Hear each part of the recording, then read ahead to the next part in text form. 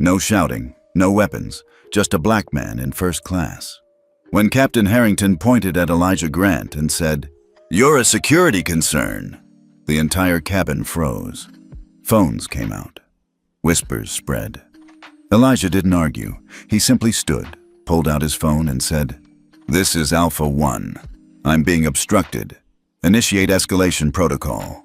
What they didn't know, what no one on that plane knew, was that Elijah wasn't just a passenger. He was the man sent to stop a terrorist attack set to detonate in 8 hours. And now, time was running out.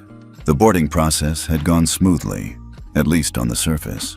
Elijah Grant had taken his seat in 2A, first class, window side.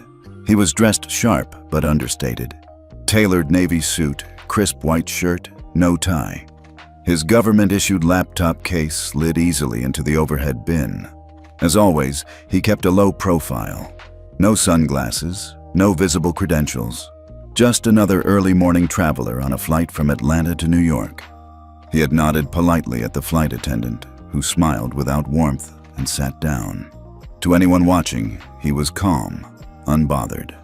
Inside, however, his mind was already working through threat matrices, contact nodes, and high-risk locations in Manhattan. His secure phone had received the first ping at 3:04 a.m., followed by a voice-only directive. There were 8 hours left on the clock. Every minute mattered. 10 minutes after scheduled departure, passengers began shifting in their seats. Anxious glances to watches. Quiet sighs. A murmur started up in coach. Elijah remained still. He noticed the pilot, Captain Harrington, step into the cabin. That was unusual. Pilots didn't normally come out after boarding unless something was wrong. Captain Harrington was tall, late 40s, with a squared jaw and a stiff posture that screamed command. He wore mirrored aviator sunglasses indoors, something Elijah found more than a little theatrical. His eyes scanned the cabin like a soldier surveying a hostile zone. Then, they landed on Elijah. The captain paused. Just for a second. A flicker of something unreadable crossed his face. Recognition? Annoyance? Then he turned and addressed the cabin. "Ladies and gentlemen," he began, voice loud and authoritative. "We're experiencing a minor security issue that needs to be addressed before departure. We appreciate your patience." Murmurs rose. Phones were discreetly raised, recording. Elijah closed his laptop and looked up, composed. Captain Harrington walked directly to Elijah's seat. "Sir, I need to speak with you," he said loudly enough for half the cabin to hear. "What seems to be the problem, Captain?" Elijah asked evenly. "We've received some reports of concern from passengers and crew. I'm going to have to ask you to step off the plane while we resolve the issue." Elijah's gaze didn't flicker. "What specific concerns, exactly?" "I'm not at liberty to disclose that, sir. But for the safety of everyone on board, I need you to comply." Elijah scanned the surrounding rows. No one looked at him. No one had spoken to him since boarding. There had been no complaints. No visible tension. This wasn't coming from the passengers. It was coming from the man standing over him. He considered the options. Causing a scene would only delay things further. He needed to move, not argue. But he also needed to protect his operational integrity. Any mention of his role could blow cover and derail a mission tied directly to public safety. "I've cleared security," Elijah said quietly. "Multiple times. I'm not a threat to this flight." "I'll need to verify that with airport security," Harrington said curtly. "Please gather your things." Elijah nodded once. "Understood." He stood slowly. From somewhere behind him, a woman whispered to her seatmate, "Well, thank God." He didn't flinch. He reached for his overhead bag, his laptop, his phone. Passengers stared, some sympathetic, others visibly relieved. A few caught themselves recording, trying to look like they weren't. As Elijah stepped into the aisle, the flight attendant from earlier, Amber, her name tag said, avoided his eyes as she moved aside. "Thank you for your cooperation," she mumbled, like someone reading a script. Elijah walked calmly toward the exit. He could feel the burn of eyes on his back. The humiliation wasn't new. but the stakes were. At the door, just before stepping onto the jet bridge, he pulled out his phone and dialed a secured line. His voice was low, clipped, controlled. "This is Alpha 1. I'm being obstructed. Escalation protocol in effect. Repeat. Escalation protocol in effect." He hung up, took a breath, and stepped fully into the storm now brewing just outside the cabin. In the terminal, a representative from the airline waited with a rehearsed smile. "Please follow me, sir," she said. "I'd like to be rebooked immediately. I'm traveling on official government business."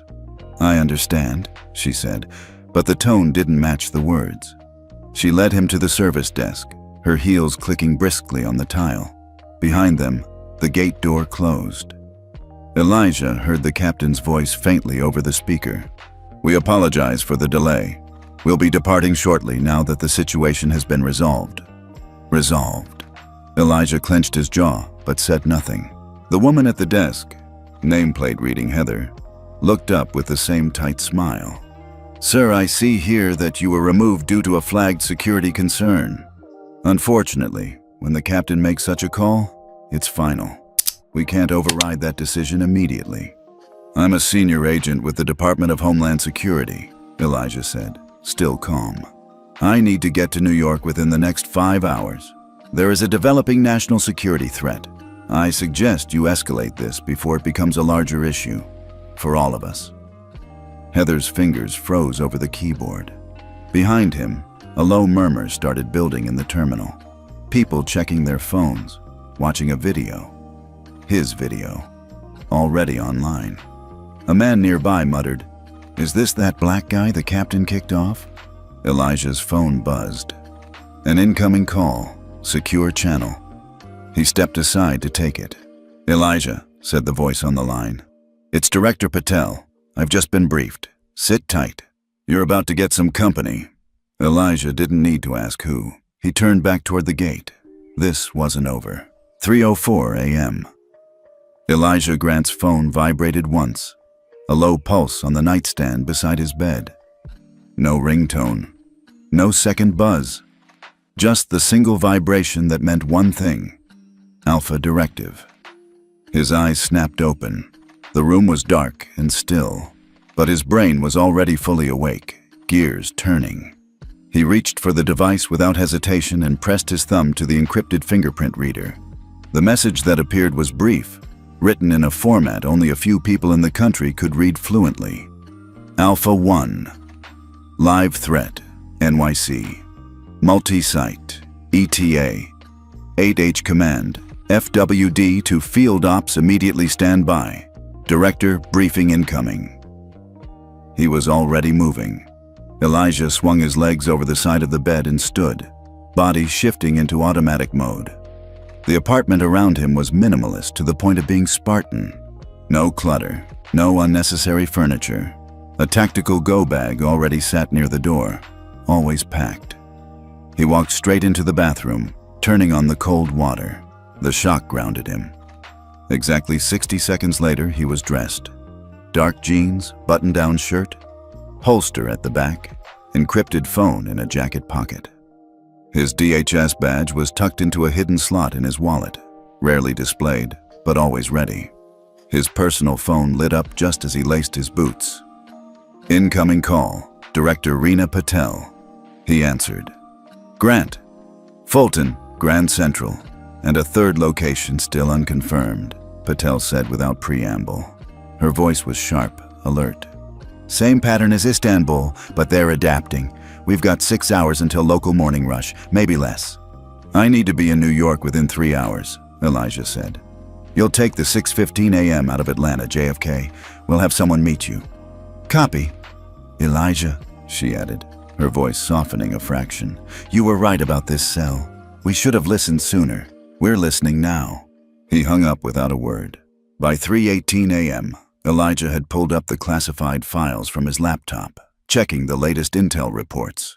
The Istanbul network had gone quiet after their failed plot 2 years ago, but Elijah had been the one to insist they weren't done. Too many low-level operatives had vanished. Too many funds had been rerouted. Now, All signs pointed to a major coordinated attack in Manhattan.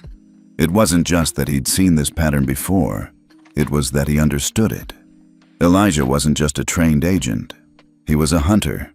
His brain processed threat matrices like other people saw traffic patterns, and when it came to dismantling domestic cells, no one had a higher success rate. 12 years in the field, 4 plots stopped, one of them within 5 minutes of detonation. 7 foreign agents arrested, 2 presidential commendations, both classified, 0 public recognition, by design. He didn't need the credit. He needed results. 3:40 a.m. Elijah closed his laptop and checked his backup weapon, sliding it into the lining of his carry-on. He glanced once more around his apartment. No framed photos, no cluttered bookshelves. One photo on the fridge, his parents, smiling on their porch in North Carolina, arms around each other. He hadn't been back in nearly 2 years. He slipped on his coat, locked the door behind him, and stepped into the hallway. 4:20 a.m. The car arrived, a black unmarked SUV sent by the Atlanta DHS field office. The driver didn't speak. Elijah appreciated that. They pulled into Hartsfield-Jackson International at 4:58 a.m., just as the airport began waking. He moved like a shadow, straight through the secure agent entrance, badging in without fanfare. The guards nodded but didn't question him. Everyone knew Elijah, even if they didn't realize they did. At the priority counter, a young woman blinked at his badge. "Government fare?" she asked. He nodded. "Window seat if available." Her eyes flicked from his face to his ID, hesitating. "Can I see a second form of ID?" "Is there a problem?" "No, sir," she replied quickly, typing into her terminal. "Standard protocol." It wasn't, but Elijah didn't argue. He handed over his license. She issued his boarding pass and motioned toward the security lane. 5:10 a.m. TSA flagged him for additional screening. Again, not standard. "Random selection," the agent said without making eye contact. Elijah complied, hands up, silent. The pat-down was thorough, overly so. The agent paused at the ID bulge beneath his jacket. "What's this?" "Federal credentials," Elijah answered evenly. The agent's tone changed immediately. "You're clear to proceed, sir. Apologies for the delay." Elijah walked on without another word. 5:40 a.m. At gate B23, the boarding process had begun. Elijah scanned the seating chart in his head. First class, seat 2A, close to the front. Strategic if needed. He stepped into line behind a man in a business suit and a woman juggling a toddler. When he handed over his boarding pass, the gate agent stared at it for a moment too long. "You're in 2A?" "Yes," Elijah said. She glanced up at him. "One moment." She picked up the phone, whispered something, hung up. "You're cleared," she said, forcing a smile. 6:00 a.m. He boarded. The flight attendant looked him up and down. Her eyes lingered too long on his skin, his suit, his calm demeanor. "Boarding pass?" she asked again, even though he'd already shown it. He handed it over. She stared at it, then handed it back without a word. In 2A, Elijah settled in, placing his laptop beneath the seat. He noticed the businessman across the aisle in 2B giving him a side glance. Nothing overt, but unmistakable. The woman in 3C whispered something to her seatmate, eyes flicking to Elijah. He ignored them. Instead, he opened his secure tablet and began reviewing the surveillance footage pulled from Brooklyn. 3 suspects, 2 known, 1 unidentified. The unidentified man moved with military precision. Elijah zoomed in, analyzing his posture, gait, scan behavior. Ex-military, likely Eastern European training. Dangerous. He flagged the image and added a note. High probability, team leader, priority target. The cabin door was still open. The captain hadn't made an appearance.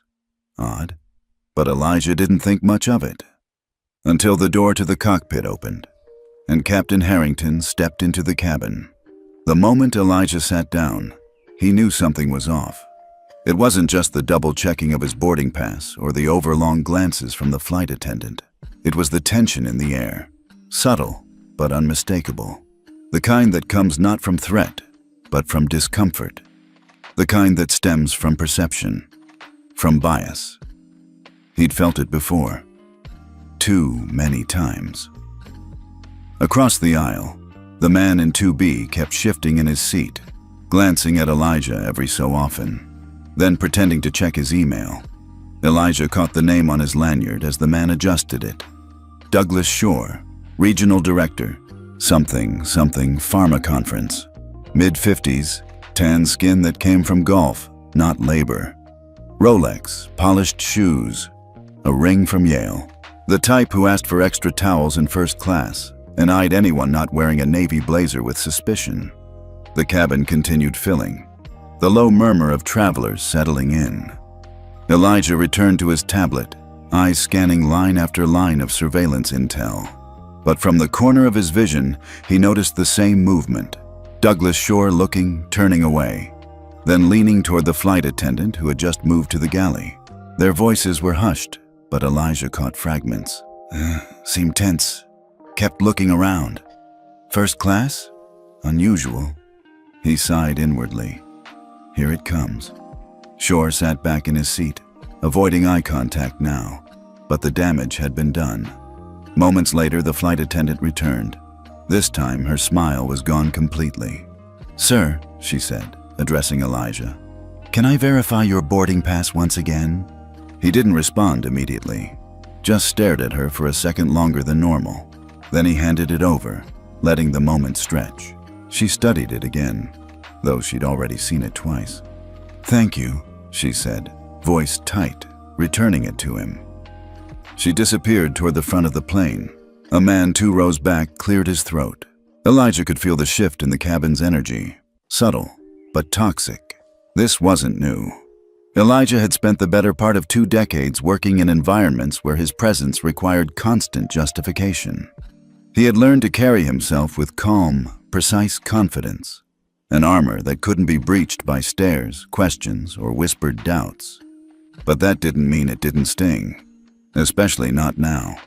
He was on a mission to prevent a coordinated terror attack, a mission so time-sensitive that every delay could cost lives, and yet here he was, again, on the receiving end of manufactured suspicion, because of his skin, because of his silence, because of the way he didn't smile and fidget like a businessman, because he didn't look like a government agent, because people like Douglas Shore decided they had a feeling. He checked his watch. 6:11 a.m., 4 minutes to scheduled takeoff. Still no sign of the captain. In the galley, Amber, the lead flight attendant, was speaking to someone on the intercom. Her voice was low, but her posture tense. Elijah could see her glancing back at him, pretending not to. Then a whisper through the cabin speaker system. "Captain Harrington is completing a brief security check. We'll begin departure shortly." No apology, no smile, no explanation. Elijah knew exactly what was happening. Down at the gate, the airline's head of operations for the terminal had just received a message marked Priority Passenger Flag. It wasn't an official DHS tag. It wasn't TSA. It wasn't even from airport security. It came from the captain. Subject line: Passenger Concern, 2A, Possible Threat Indicators. The file was vague. Unusual behavior, non-compliant with crew instructions, tense demeanor, possible hostile indicators. There was no supporting footage, no prior incident, no factual basis, but the damage was already in motion. Back in the cabin, Elijah's phone vibrated once. Incoming. Field ops. Secure. Ping. Surveillance review confirms no passenger incidents involving you. Maintain calm. Escalation ready if needed. Do not reveal ID unless forced. He inhaled slowly. He'd been through worse. Much worse. But the sheer familiarity of it, being made into a problem by proximity, by assumption, it hit differently this time. He wasn't in the middle of a protest or walking through the wrong neighborhood. He was a decorated federal agent trying to get to New York to stop a terrorist attack. And still, they saw a problem, not protection. From behind, a child asked their mother, "Why did the man have to leave his seat again?" Elijah didn't turn around. Captain Harrington stepped into the cabin. He made no announcement, no greeting. He simply walked down the aisle with exaggerated calm, nodding to no one, scanning each row. When he reached Elijah, he paused. "Mr. Grant," he said. "A word?" Elijah looked up, his voice steady. "Captain, I'll need you to step off the plane for additional verification. A few things need clarification." "What things?" "Please, sir, this isn't a discussion." The cabin went silent. A woman gasped softly. The hum of whispers began again. Elijah noted 3 phones pointed discreetly in his direction. He stood up. "I've already cleared all federal security protocols," he said. Voice clear, not loud. "If you're making this decision, I'd like it stated officially that this is not based on any passenger complaint." Harrington's jaw tightened. "Sir, you are disrupting the boarding process. I'm asking you to leave the aircraft, now." Elijah locked eyes with him. "Understood." He reached for his bag. Every eye followed his movement. As he stepped off the plane, the whispers followed. He looked normal. Something must have happened. "First class? Really?" Amber didn't say goodbye. Douglas Shore didn't look up. At the door, Elijah turned his head just slightly. Just enough to see Captain Harrington's hand grip the cockpit doorframe with white-knuckled pressure. The system had spoken, and it had nothing to say for itself. The terminal was too quiet. Elijah stood at the boarding gate, arms at his sides, carry-on in one hand, watching as the door to the jet bridge closed behind him. Behind that door, an entire plane full of passengers sat waiting, likely breathing a collective sigh of relief now that the problem had been removed. He turned his gaze toward the gate desk. The airline rep, Heather, offered a tight-lipped smile, the kind reserved for customer complaints and delayed flights, not for federal agents being wrongfully removed from an aircraft. "Let's get you rebooked," she said, already typing. "There's no time for that," Elijah replied, voice calm but clipped. "You just grounded a critical federal assignment." Heather blinked, still typing. "Sir, I understand you're upset, but when the captain makes a determination—" "This wasn't a determination," Elijah cut in. "This was profiling. I was seated, silent, compliant. The only threat I posed was existing while black in first class." Several passengers in the area turned at that. Some looked down immediately. Others leaned in, curious. Heather cleared her throat, glancing around. "I'm sorry, but I'm not authorized to override a flight crew's decision once the manifest is locked." "You're not authorized," Elijah repeated softly. "Understood." He reached into his inside jacket pocket. Not fast, not with flair, just controlled, precise. He withdrew his phone and pressed a single button on the home screen, a shortcut hidden under a weather app icon. The secure line dialed instantly. "Alpha Command," said the voice on the other end. "This is Alpha 1, Elijah said. "Mission obstruction confirmed. Commercial departure blocked due to discretionary denial. Escalation protocol initiated." "Location?" the voice asked. "Atlanta, gate B23. I require immediate elevation." "Copy. Hold position." He ended the call and slipped the phone back into his coat. Heather, who had only caught 1 or 2 words of the conversation, looked slightly pale. "What was that?" "Back up," Elijah replied simply. Behind the gate, inside the aircraft, tension still hummed through the cabin. Captain Harrington had returned to the cockpit, issuing a short message over the intercom. "We'll be departing shortly. Thanks for your patience." Passengers shifted again. Some pulled out their phones, checking social media. One woman, seated behind Elijah's former seat, leaned toward her husband. "I just don't understand," she whispered. "He was so calm." The man shrugged. Captain must have known something. 2 rows ahead, Douglas Shore watched the screen of his phone intently. A notification popped up. "Video. Black passenger removed from flight in Atlanta. Claims profiling." He clicked it. There, captured by another traveler, was a shaky video of Elijah standing in the aisle, calmly handing over his boarding pass, then collecting his things without resistance. The caption read, No incident, no argument, still removed, hashtag flying while black. Shore swallowed, his face flushed. He turned the phone off and stared out the window. Down in the terminal, Elijah remained near the gate. His posture never changed, but inside, his pulse beat with quiet fury. Not for the first time, he was being forced to fight battles that had nothing to do with his mission. And this time, it was costing minutes. Critical ones. His phone buzzed again. This time, a text. Command dispatching liaison. ETA 4 minutes. Local security en route. Do not engage. He nodded to no one. 3 gates down, someone else was watching. A woman in a DHS windbreaker with a tablet tucked under one arm. Her badge was visible only for a second as she moved into position near Elijah. She didn't speak to him, just stood nearby, like another traveler waiting for a flight. Her name was Agent Nicole Vega, and she was one of the Bureau's most experienced aviation liaisons. Within moments, 2 airport police officers entered the area, flanking her silently. Then another man arrived, tall, suited, earpiece in place. David Foster, Deputy Director of Homeland Operations, Southeast. Now the air around Elijah shifted again. Heather noticed the movement before anyone else. Her jaw dropped slightly as she recognized the DHS emblems on the jackets.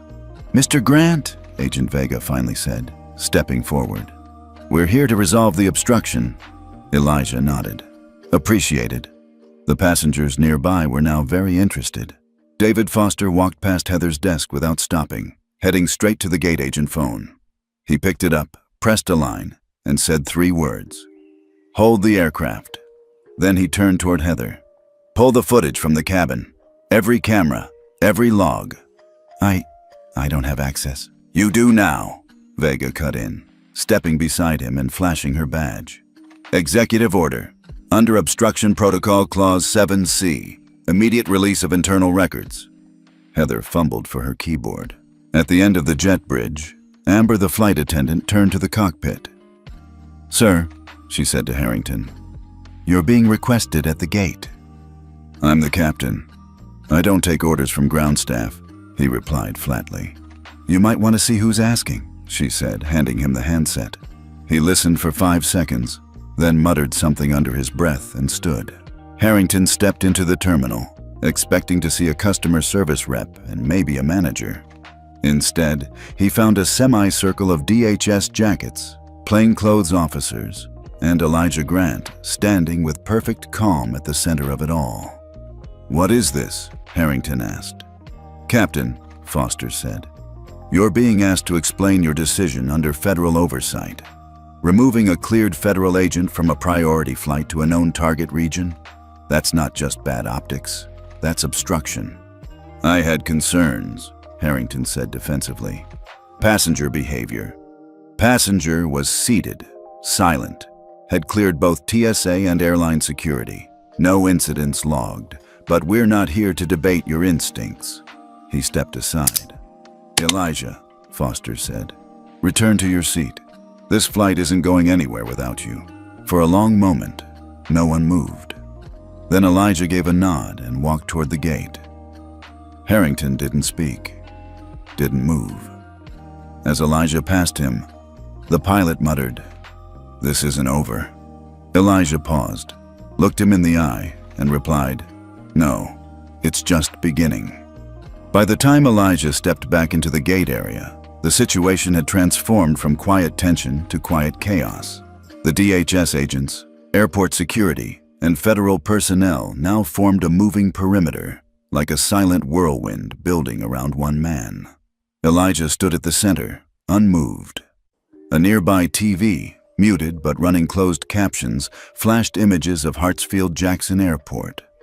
Someone had already leaked footage of Elijah's removal from the flight.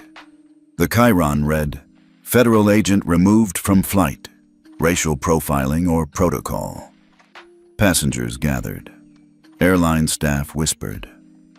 Eyes followed him as he moved with the kind of authority that didn't require loud voices or badges held high. A man in a gray suit pushed through the crowd, trailed by 2 aides and an airport manager practically jogging to keep up. "Director Joel Banner," he said, offering his hand to Elijah. "Head of airport security. I just got the call." Elijah shook it briefly. "Appreciate the rapid response. Your file came across my screen with red tape and a blinking alert," Banner said, glancing at the crowd. "You've got some powerful friends." "No," Elijah replied evenly. "I've got a critical mission. There's a difference." Banner gave a short nod, turning serious. "I'm already pulling every second of security footage from your time in the terminal and on that plane. We'll interview crew, passengers, whoever we need. You're being reinstated, and Captain Harrington is grounded until further notice." As they spoke, another figure approached. A woman in her early 50s, all business, with a navy blue trench coat and a DHS pin at the collar. Deputy Secretary Lynette Royce. Elijah knew her by reputation alone. She answered directly to the Secretary of Homeland Security. "Elijah," she said, without preamble, "we've got less than 5 hours. Manhattan Transit is waking up. We need you in the air now." "I'm ready," he replied. "You've got authorization to override any flight manifest, protocol, or airline regulation. You move, the rest adjusts." Elijah turned toward the gate, but before he could take a step, a new voice joined the mix. "Elijah Grant," the voice said. Calm, smooth, familiar. Elijah froze. He turned slowly and saw the last person he expected to see at that airport, Douglas Shore. The man was no longer seated. He was walking toward them, no longer the anxious passenger from 2B, but composed, smiling even. Joel Banner took a step forward. "Sir, this is a restricted—" "It's all right," Elijah said quietly, eyes locked on Shore. "Let him talk." Shore stopped 3 feet from him. "It's been a long time, Agent Grant." Elijah said nothing. Shore tilted his head. "You don't remember me? Miami, 4 years ago. Offshore accounts, a shell company posing as a humanitarian group?" Elijah's eyes narrowed just slightly. "You're a cleaner," he said. "You moved cartel money through medical NGOs. I testified at your hearing." "I took a deal," Shore said, smiling. "Plea bargain. Cooperation in exchange for 6 months at a minimum security facility." "You were supposed to be banned from all federal travel systems," Elijah said. "Flagged indefinitely." "Funny thing about systems," Shore replied. "They forget people like me if I wear the right suit, use the right name." The DHS agents nearby stiffened. Director Banner took a step closer, hand near his radio. "Why are you here?" Elijah asked. "I came for a conference," Shore said with mock innocence. "Purely coincidental. And when I saw you on that flight," he shrugged. "Couldn't resist the opportunity. One quiet word to a jumpy crew and, well, the dominoes fell, didn't they?" Royce stepped forward, eyes hard. "This is obstruction of federal duty. You just admitted to interfering with an active Homeland Security operation." Shore raised both hands mockingly. "Whoa, I didn't touch anyone. Didn't break any laws. I simply made an observation." Elijah stepped closer, voice low. "You cost us 40 minutes. That's 40 minutes a cell has to move into position." Shore didn't flinch. "That's the problem with your kind of power, Elijah. You scare people just by being present. You walk onto a plane, and the entire system turns against itself. I didn't need to do much. You were already a threat in their eyes." Elijah's jaw tightened. He took a breath and turned away. "Take him," Royce ordered. "On what grounds?" Shore said, smiling wider. "I didn't break anything." "You interfered with an ongoing federal operation," Director Banner replied. "And I guarantee we'll find the gaps you slipped through. Let's see if you're still smiling after TSA reopens your record." 2 agents flanked Shore. He didn't resist, just chuckled as they led him away. "See you again, Elijah." "I doubt it," Elijah said, already turning toward the gate. Inside the jet bridge, the same flight attendant who had previously avoided his eyes now waited nervously. "Agent Grant," she said, her voice unsure. He didn't stop walking. "Save it." She nodded, chastened. Elijah entered the plane again, This time not as a passenger being questioned, but as a man everyone now knew was there for a reason far bigger than they could imagine. The captain was gone. Replaced. In the cockpit stood a woman in her 40s, crisp uniform, short natural curls tucked neatly under her cap. She turned and nodded. "Captain Riley Monroe," she said. "We've flown together before. Task Force Sentinel, DC Airlift." Elijah nodded once. "Good to see you again. We'll get you there," she said firmly. He moved to his seat. This time, no one questioned him. No one whispered. Even Douglas Shore's former seat sat empty, glaring like a scar. As the cabin doors sealed shut and the engines powered up, Elijah felt the shift. Not just in the physical motion of the plane, but in the balance of the situation. A game had been played, and now it was changing. Elijah stepped into the cabin of Flight 728 with the quiet assurance of someone who no longer had anything to prove. The energy was different now, charged, watchful. The passengers who had witnessed his earlier removal now sat a little straighter. Some turned away guiltily. Others stared openly, unsure whether to feel relief, discomfort, or respect. He said nothing. He didn't need to. The door closed behind him with a finality that felt earned. As Elijah made his way to 2A, he noticed that the flight attendant, Amber, was waiting for him near the front galley. She looked nothing like the guarded, avoidant woman from earlier. Her posture was nervous, eyes scanning his face for permission to speak. "Sir," she began softly. He met her gaze. "I just wanted to say, I didn't know. I was just following procedures." Elijah didn't smile, but he gave a short nod. "Then let's all follow them better next time." Amber exhaled quietly and stepped aside. He took his seat. The space that had felt suffocating an hour ago now felt like neutral ground. He set down his bag, opened his laptop, and resumed where he left off, scanning chatter logs and known aliases of the Istanbul-linked cell. The man in 2B was still there. Douglas Shore's seat had been reassigned to a different passenger. This time, it was a younger man, maybe late 30s, with salt and pepper hair and the tense shoulders of someone used to controlling things. A lawyer or consultant, perhaps. He hadn't said a word since Elijah reboarded. Until now. "Excuse me," the man said, voice low. "I owe you an apology." Elijah looked over. "I was one of the people who expressed concern earlier. I made assumptions. I'm sorry." Elijah closed his laptop halfway and studied the man for a moment. "What was it?" he asked. The man blinked. "What do you mean? What about me made you feel unsafe?" The man squirmed. "Honestly, you looked serious, focused. You weren't smiling. You were working on your laptop, and I couldn't see what it was. I let it get to me." "And that was enough to report me?" The man flushed. "I didn't report you.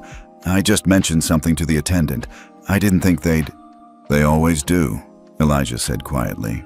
"Because people like you set the spark, and the system brings the gasoline." The man nodded slowly. "You're right. And again, I'm sorry." Elijah gave a measured nod and turned back to his screen. Just remember how easy it was, and how costly it could have been.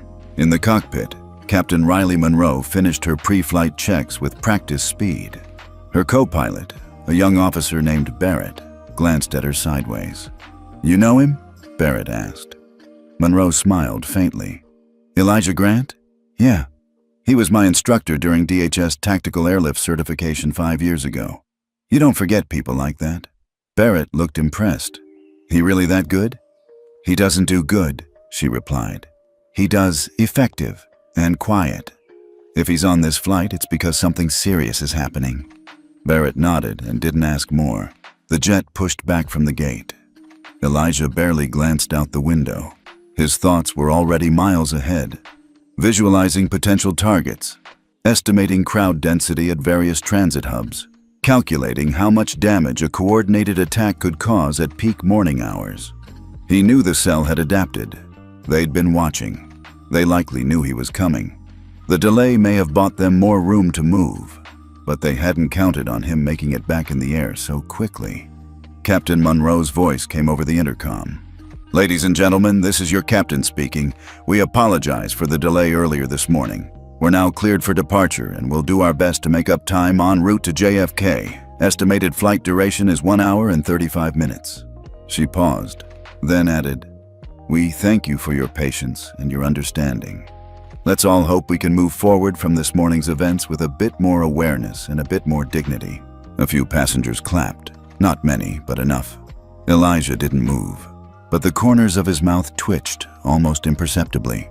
20 minutes after takeoff, the flight had reached cruising altitude. Amber returned to Elijah's row with a tray.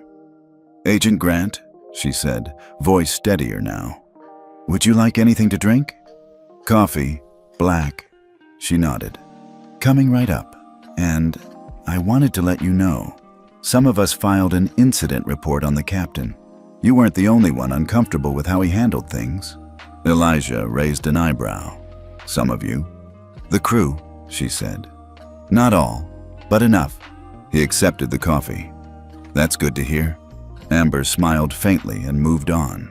Back in 2B, the man who'd apologized earlier was watching him again, but this time with curiosity, with humility. Elijah tapped through a secure channel, tracking facial matches from a recent intel drop. One face pinged. A male, late 20s, suspected of coordinating intercell communication through encrypted channels disguised as game apps. The man had checked in through LaGuardia 3 days ago. He flagged the entry, attached a note, and encrypted the packet for his New York team. As he worked, the man in 2B leaned over slightly. "You really are someone important, aren't you?" Elijah didn't look up. "I'm just someone trying to stop bad things from happening." The man nodded, quiet now. In the cockpit, Monroe adjusted their trajectory slightly to avoid turbulence. She glanced at the time. "New York's not ready for what's coming," she said to herself. "But Elijah is." 30 minutes into the flight, the cabin was silent except for the soft hum of engines and the occasional clink of ice in plastic cups. Elijah sat in 2A, his coffee untouched, eyes locked on the secure tablet resting on the tray table in front of him. A red notification pulsed at the top of the screen. Encrypted channel, level 9 clearance. He entered his authentication with a fingerprint, retinal scan, and verbal passcode. The message appeared instantly. Source breach confirmed. Operation delay compromised. Targets adjusted intel. Threat cell anticipated delay of Alpha 1 departure from ATEL possible insider leak. Identity under investigation. Prepare for field shift on arrival. Elijah stared at the words, mind racing. They knew. Not just that he was coming, but that he'd be delayed. He leaned back slowly, drawing in a breath that felt heavier than the pressurized cabin air allowed. The terrorists had factored his delay into their planning. That wasn't possible unless someone had tipped them off in real time.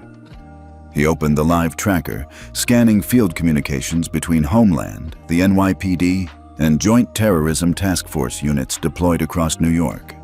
There were multiple red flags in motion. Suspicious packages at transit stations, erratic cellular activity, 3 known faces pinged on facial rec systems. The cell was mobilizing, early, because they assumed Elijah Grant wouldn't make it in time, and they had every reason to believe that. Until now.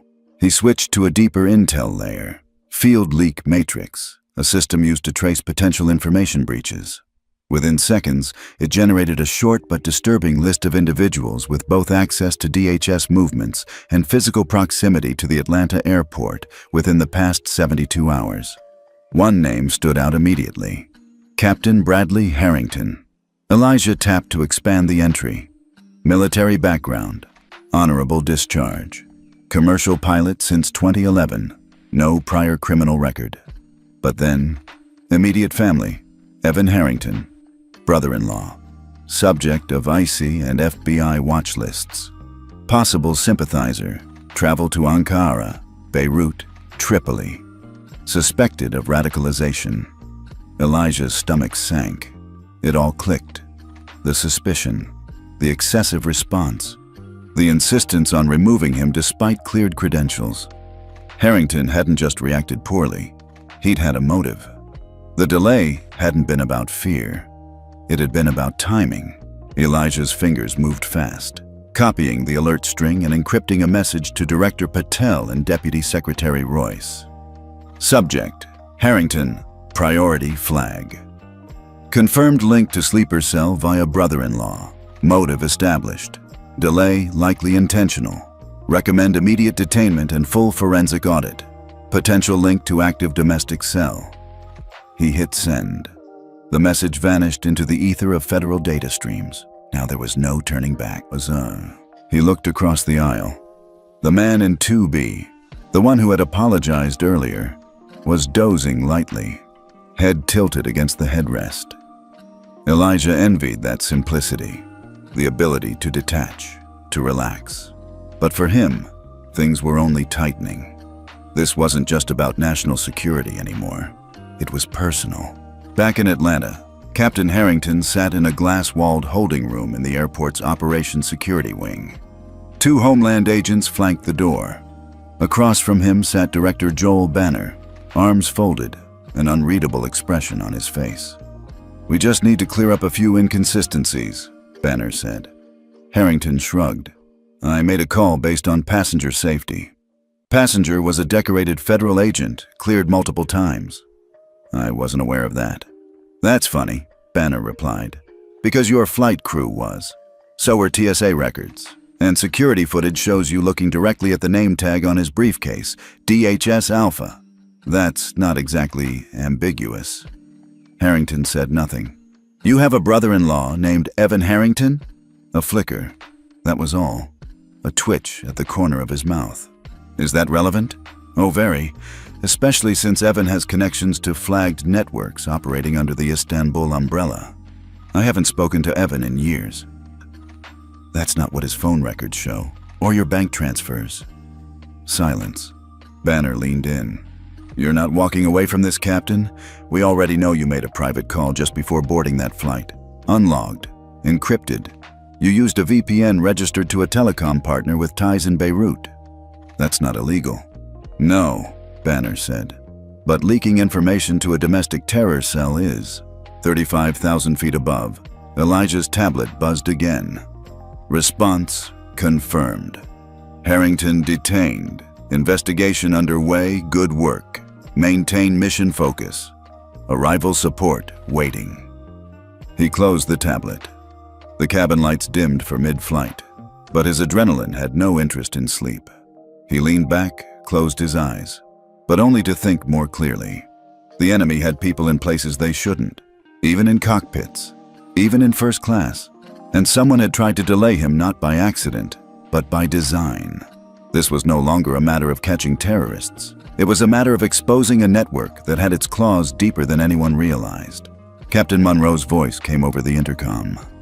"Ladies and gentlemen, this is your captain speaking. We've just received an update that our descent into New York will begin shortly. We're ahead of schedule thanks to favorable winds." She paused, then added, "We're honored to have several federal personnel aboard today, and we thank them, and all of you, for your service, your patience, and your vigilance." Elijah opened his eyes. They'd underestimated him, and now they'd see the cost of that mistake. The moment Flight 728's wheels hit the runway at JFK, Elijah was already unbuckling his seatbelt and powering down his devices. The pilot's voice came over the intercom with the usual landing announcements, but Elijah barely heard it. His thoughts were ahead, far ahead, racing through probability trees, risk matrices, and known behavioral patterns of the Istanbul cell.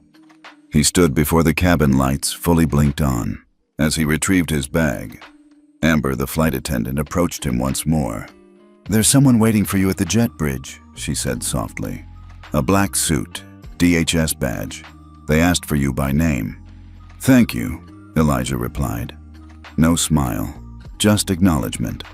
As he stepped into the jetway, he immediately saw a familiar figure. A tall man in tactical gear, clean-shaven, steely eyes. Special Agent Leon Morris, NYPD counterterrorism liaison and longtime ally in cross-agency operations. Elijah, Morris said, walking beside him without pause. FBI Joint Task Force is already live. Homeland's Tactical Center is 2 blocks from Fulton. Intel confirms chatter is rising across 3 encrypted channels. We've narrowed the likely target. Elijah nodded. Fulton Street Transit? Confirmed. It lines up with 2 recent site visits logged on security cams, one at 3:12 a.m. this morning. Suspect entered under alias, held a wireless jammer under his jacket, disabled 2 cameras, then exited 10 minutes later. Classic dry run. Exactly, and here's the kicker. Facial match confirmed it's Rashid Khalil, second-tier bomb maker with ties to the Istanbul plot you flagged last year. That locked it. Fulton wasn't just the next target. It was the target. 20 minutes later, inside a dimly lit command van parked 2 streets away from Fulton Street Transit Center, Elijah stood before a screen displaying a rotating schematic of the terminal. 11 access points, he said aloud. 6 below street level. Multiple choke points. Overlapping fields of visibility. Beside him, a tech from the FBI tapped into live feeds from every working camera in the vicinity. We've got full coverage except for Sector 4C. Blind zone due to construction scaffolding. That's where they'll come in, Elijah said immediately. Cover the known. Use the gap. Morris nodded. Teams Alpha through Delta are in position. Bomb squad is staged 2 blocks away with drones ready for deployment. K9 units are en route. Elijah pointed to the map. I want a full sweep of the Day Street entrance. Anyone entering in a group of 3 or more gets flagged. Check for bag weight discrepancies. Unnatural pacing, shoulder bulges. Got it. Another screen pinged, an encrypted message from HQ. Elijah read it silently. Intercept suggests countdown started. Less than 90 minutes to activation window. He turned to the team. Listen up. This is not a drill. These people aren't bluffing, and they aren't waiting.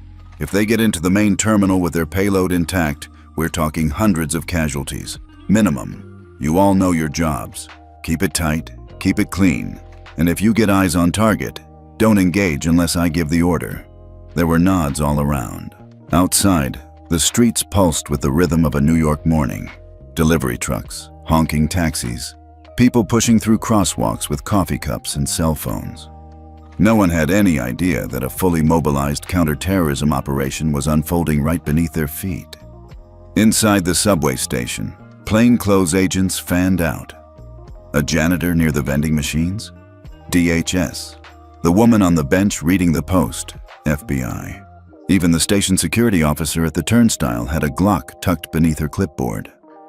Elijah descended into the station via the rear entrance, his badge tucked beneath a jacket, earpiece in, eyes scanning the platform like any other commuter.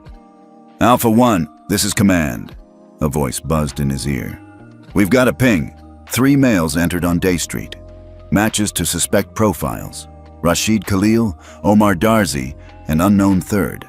They're headed inbound on the A-line. ETA? Elijah asked. 7 minutes. He moved through the station quickly, choosing a vantage point near a column with full view of 2 exits and partial view of the escalators. He saw Morris take position across from him behind a newspaper stand. Other agents were already in motion, tracking foot traffic, syncing body cams, finalizing formations. Then the announcement came. Next train approaching. A line, inward bound. This was it. Elijah clenched his fists once, then let them relax. Heartbeat steady. Focus razor sharp. The subway roared in from the tunnel, slowing with the screech of metal against metal. Doors opened with a hiss. From his position, Elijah spotted them instantly. 3 men entered together. One held a gym bag low. Another kept his hand in the pocket of a thick coat. The third wore sunglasses, underground. Too clean. Too perfect. Visual confirm on targets, Elijah said softly. Let them pass into the concourse. Do not engage yet. The men moved through the turnstiles without pausing. 2 peeled left toward the restroom. The third headed straight toward a set of lockers marked for temporary rental. Command, they're splitting, an agent said. Expected, Elijah replied. They're stashing secondary devices or decoys. Hold positions. Then, something unexpected. The man with the sunglasses paused, looked around, stared directly at Elijah. He smiled. Elijah's pulse quickened, not from fear, but recognition. They'd made him. "Execute," he said. In an instant, chaos unfolded with surgical precision. Agents moved, commands barked. Civilians screamed as plainclothes officers revealed weapons and DHS vests. The three suspects turned to run, but there was nowhere left to go. The man with the gym bag tossed it toward the locker, but Morris caught it mid-air. Another agent tackled the man near the bathroom. The third tried to run for the turnstiles, but Elijah was already there, slamming him to the ground with one controlled motion. "Clear!" someone yelled. "Bag is secure!" Another voice. "Second suspect in custody!" And then, "Third target down. No devices on person." Elijah looked around. It was over, but not done. The tension in the air after the Fulton sweep didn't dissipate. It thickened. The three suspects were in custody. The gym bag contained a rudimentary explosive device, non-lethal, mostly a smoke and flash compound designed to create chaos, not casualties. The other two suspects were unarmed. No explosives, no triggers, no plan maps. Not even burner phones. Something was off. Too clean. Too easy. Elijah paced the perimeter of the temporary command post 2 blocks from the station. The FBI agents inside buzzed with controlled celebration. Some were reviewing footage. Others were already drafting statements. The mood was confident, relieved even, but not Elijah. He didn't sit. He didn't celebrate. He stood over the map of New York, eyes locked on the red pins and heat data streaming from agency trackers. Then it hit him. "Where's the density?" he muttered. Agent Morris looked up. "What?" "The crowd density." Elijah pointed at the screen. "Why would they detonate during off-peak? 8:30 a.m. is already too late for maximum impact at Fulton, and the device was barely a distraction." Morris furrowed his brow. "So, you think this was, what, a decoy?" Elijah didn't answer immediately. He reached into his bag and pulled out his secure tablet. He loaded a case file from 2 years ago. Operation Grey Flame, an Istanbul-linked operation targeting hospitals in Ankara. Their tactic? Send authorities chasing a fake attack while deploying the real device elsewhere, typically a soft target, highly emotional, high visibility. He flipped to a specific field note. Suspects often plant high-floor language into digital comms, misleading intel teams into thinking target is corporate or financial. Real targets are public institutions with emotional weight. High floor. He scanned the digital log of the intercepted message from earlier that morning. Clean view from floor 7. Kids everywhere. Perfect. His blood ran cold. They weren't talking about Fulton. They were talking about St. Gabriel's Pediatric Hospital in Midtown. "Damn it!" he hissed. "We've been looking the wrong way." Elijah stepped forward, grabbing a headset from the tech operator nearby. "Command, this is Alpha 1. Fulton was a decoy. I repeat, it was designed to draw response teams away. I'm diverting to St. Gabriel's Pediatric Hospital. Possible active device." Morris turned in disbelief. "You're sure?"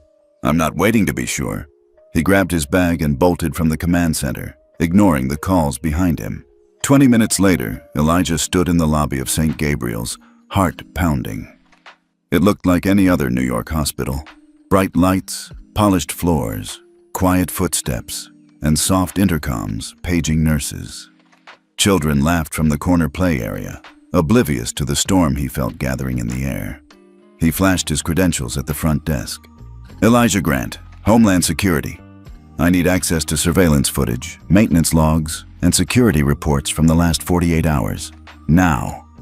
The nurse hesitated. He leaned in. "There may be a bomb in this building." That did it. Within minutes, he was ushered into the security office with a nervous building manager and a visibly shaken hospital administrator. "We've had nothing reported," the manager insisted. "That's the point," Elijah said. "They want this quiet."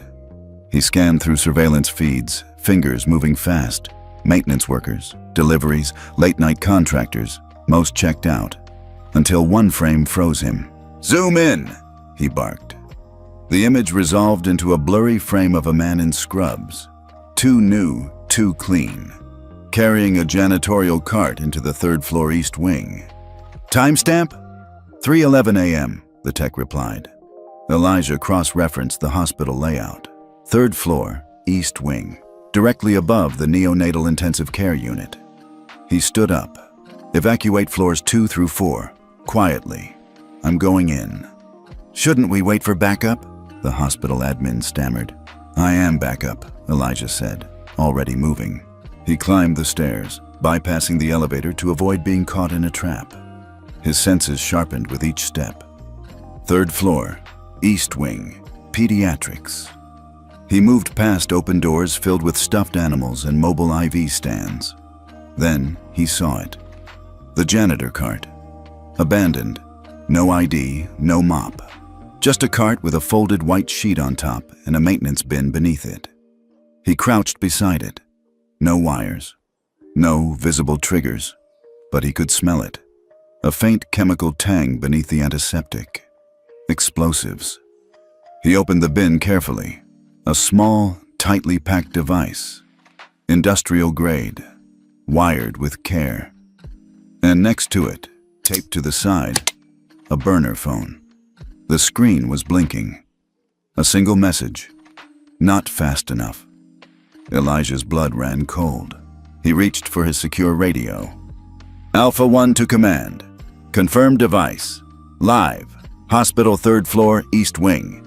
Immediate bomb squad dispatch. Clear the NICU now." "Copy. NYPD en route. ETA 7 minutes. Elijah stared at the timer. 3 minutes, 42 seconds. He didn't wait. He disconnected the battery pack carefully, disabling the power flow. Then the secondary trigger, motion-based, placed beneath a pressure sensor. He stabilized the cart, locked the base wheels. 2 minutes. The phone blinked again. Incoming message. "Good catch, but are you alone?" He turned just in time to see a man stepping from the supply closet. Surgical scrubs, gloves, cold eyes. The final operative. And he was holding a detonator. The man in scrubs stood at the edge of the hallway like a shadow pulled from the walls. His frame was wiry, but there was tension in his shoulders, a coiled energy that Elijah recognized immediately. Someone trained. Not military, but practiced. His right thumb hovered just above the button of the detonator in his hand, its black casing half concealed behind a clipboard. "I wouldn't move if I were you," the man said calmly. Voice thick with a regional accent Elijah couldn't quite place. Eastern European. Balkan, maybe. "One twitch, and you'll be picking pieces of yourself off the ceiling. And the children below won't have that luxury." Elijah kept both hands up, palms open. "I've already disabled the power circuit," he said carefully. "The device won't detonate, even with your trigger." The man smiled. "Maybe, maybe not. Redundancy is an art." Elijah's eyes flicked toward the bin. The secondary circuit he'd found had been clever, but maybe too easy. Was there a third? A thermal sensor? A chemical primer? He couldn't be sure. "What do you want?" Elijah asked. The man shrugged. "I already got it. Distraction in the subway bought time. Your people chased the ghosts. This was always the goal. And you weren't supposed to be here." Elijah's jaw tightened. "I got back early." The man took a small step forward. "No. Someone was supposed to keep you out entirely." Then he said the words that froze Elijah's breath in his chest. "There was a guarantee. Someone in your system made sure you'd be late." It wasn't just suspicion now. It was confirmation. Someone in DHS, someone with access, had colluded to delay him. The Harrington theory was no longer a theory. It was truth. And the cost had almost been catastrophic. Elijah took a step to the side, angling himself closer to the cart, eyes never leaving the detonator. "Why the hospital?" he asked. "You think children don't make statements?" The bomber replied, lips curling. "You think a pediatric wing doesn't send a louder message than some banker's office or subway car? This is emotional architecture, Mr. Grant. This is theater. And you..." He tapped the detonator lightly, not pressing, just taunting. "You're the understudy, not the lead." "I'm the rewrite," Elijah said. He moved fast. His left hand yanked the fire extinguisher from the wall in one practiced motion. Before the bomber could react, Elijah hurled it like a shot put at his chest. The metal tank slammed into the man's torso, sending the detonator clattering across the hallway floor. The man recovered quickly, too quickly. He lunged, a thin blade appearing in his hand as if summoned from thin air. Elijah ducked, dodged, and delivered a punishing elbow to the man's ribs. But the bomber twisted, slashing upward. The blade caught Elijah's shoulder, sharp pain, warm blood. They grappled. Elijah drove his knee into the man's thigh, twisting his arm back until the blade dropped. The bomber kicked out, sending them both crashing into the janitor cart, tipping it slightly. A soft click came from inside the bin. Not good. "Step back," Elijah barked, shoving the bomber into the opposite wall. He dropped to his knees, opening the bin. A small LED had turned from green to yellow. A third failsafe, heat sensor triggered by tilt. He pulled out his multi-tool, hands slick with blood. Time unknown. Instinct over analysis now. Clip the red wire? The blue? Was it a bluff? Were they counting on panic? He closed his eyes, heard the cadence of the device. A soft, rhythmic pulse. Not random. Timed. It matched the detonator's delay cycle.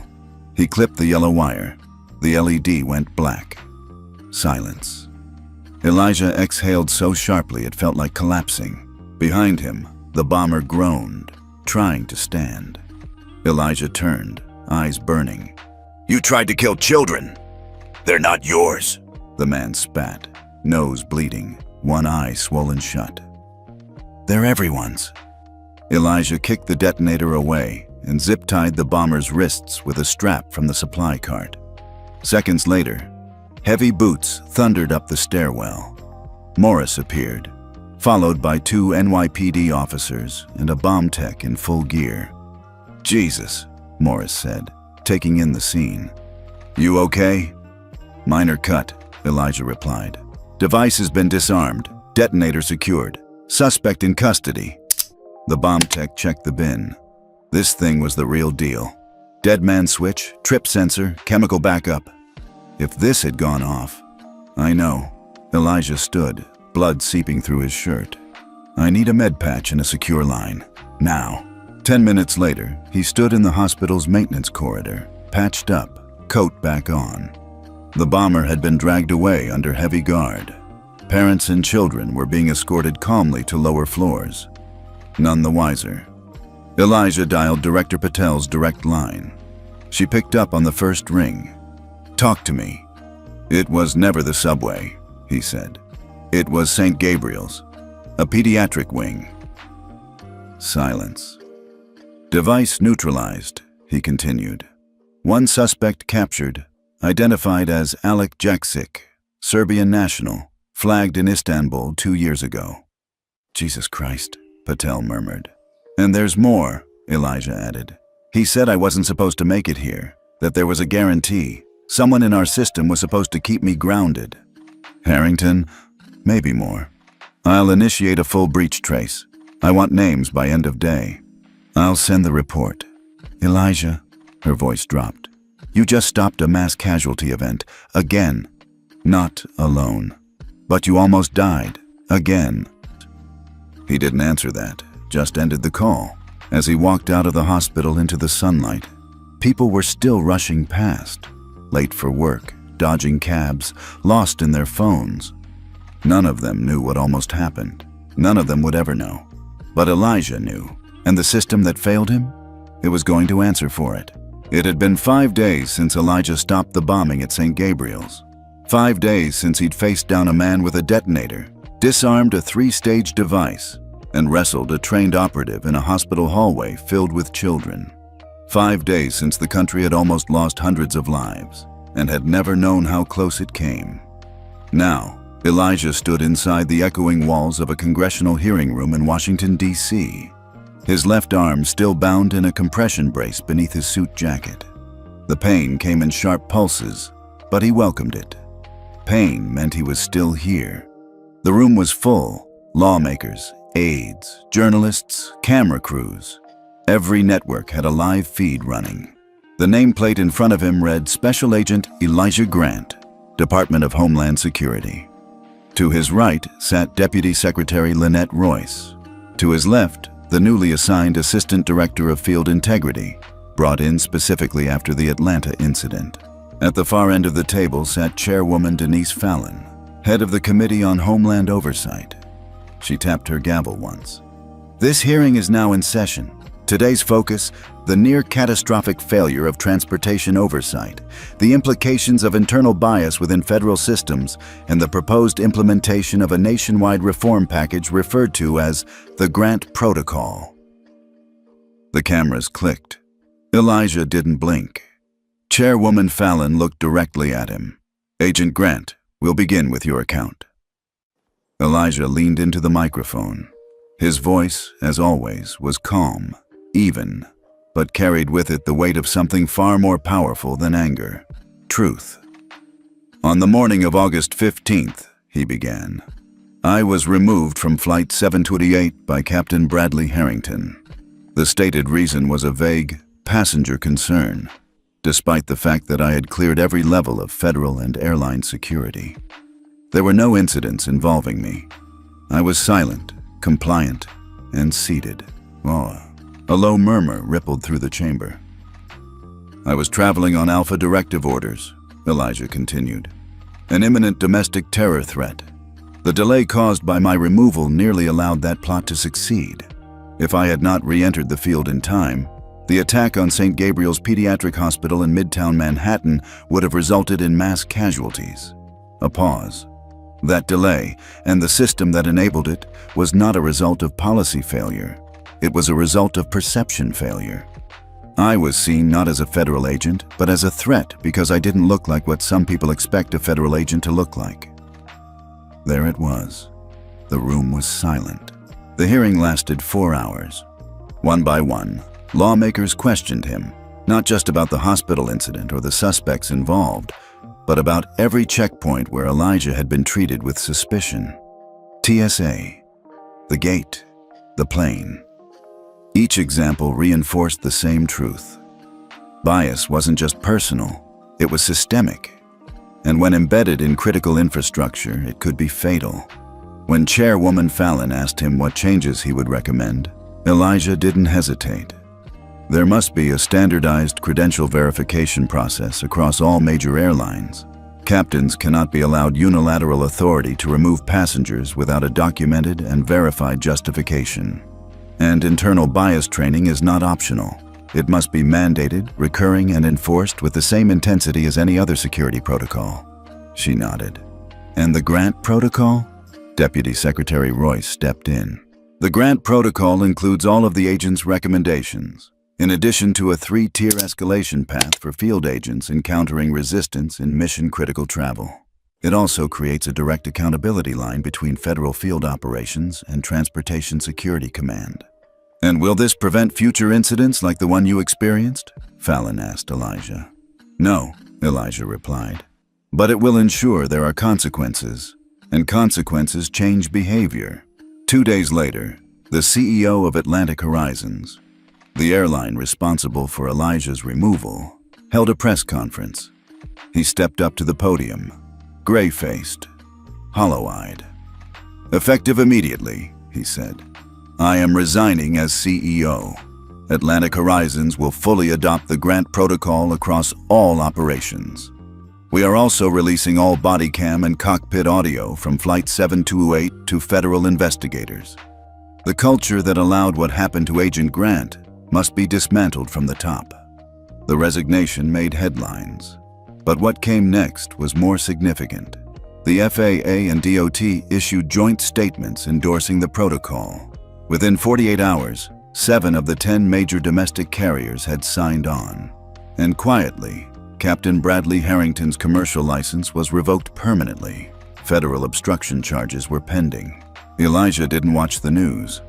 He sat in a hospital room in D.C., the lights dim, his shoulder cleaned and stitched, his arm resting beside him.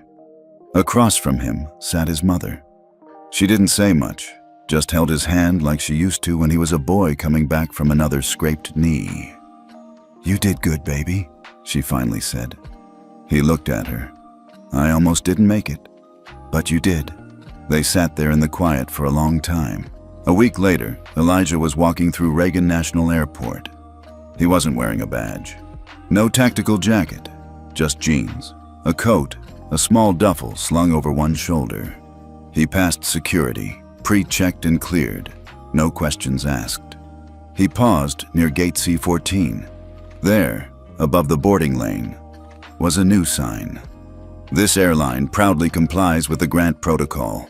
We do not judge based on appearance. We verify with evidence." He exhaled, not a sigh, but something deeper, a release. Near the window, a little girl waved at him. He smiled. 6 months had passed since the chaos at St. Gabriel's. The world had moved on, but Elijah Grant's life remained in overdrive. His role had evolved far beyond field agent. He was now the face of systemic reform in aviation security, a symbol of change in how appearances no longer dictated access or protection. Capitol Hill's speech. Elijah stood at the podium before the packed chamber of the U.S. House of Representatives. The silence was electric. Tablets recorded every word. Cameras broadcast live. "Members of Congress, thank you," he began, voice steady. 6 months ago, I was removed from a flight on the grounds of security concerns. Despite proper credentials, despite being on a mission to prevent a terror attack. That removal should have been a tragedy. Instead, today, it marks a turning point. He paused, scanning faces, absorbing the gravity of the moment. With the implementation of the grant protocol, we have begun to transform our transportation security system. Captains no longer have unchecked authority. Travel disruptions are now verifiable and documented. Credential checks are standardized across all carriers. Bias training has become mandatory and enforced. A ripple of nods moved through the crowd. Journalists scribbled furiously. But what came next carried the weight of history. Today, I want to share a moment of hope, one that shows the real impact of this transformation, a secret flight of change. Later that day, Elijah boarded a commercial flight at Reagan National. Not for a classified mission, just a routine flight home. He walked down the aisle and took his seat, 8D. Lifting his gaze, he noticed the flight attendants. Their uniforms were crisp, their demeanors polite, professional. But something was different. There was pride in their posture. Then came the announcement. "Ladies and gentlemen, welcome aboard. This flight's crew is comprised entirely of individuals who, in the past, have endured discrimination. Today, we honor their resilience and affirm our commitment to equity." Elijah glanced at the lead cabin manager, a woman whose name badge read Monique. Her eyes met his, steady and unembarrassed. She offered a quiet nod. Somewhere amid the rows, a flight attendant who had once been passed over for first-class training because of her ethnicity moved gracefully, serving coffee with calm confidence. Another, who had formerly heard whispered, "not crew material" because of her size, now secured safety briefings with authority. Elijah leaned back, absorbing the symbolism. A chance encounter. Across the aisle, a familiar face watched him.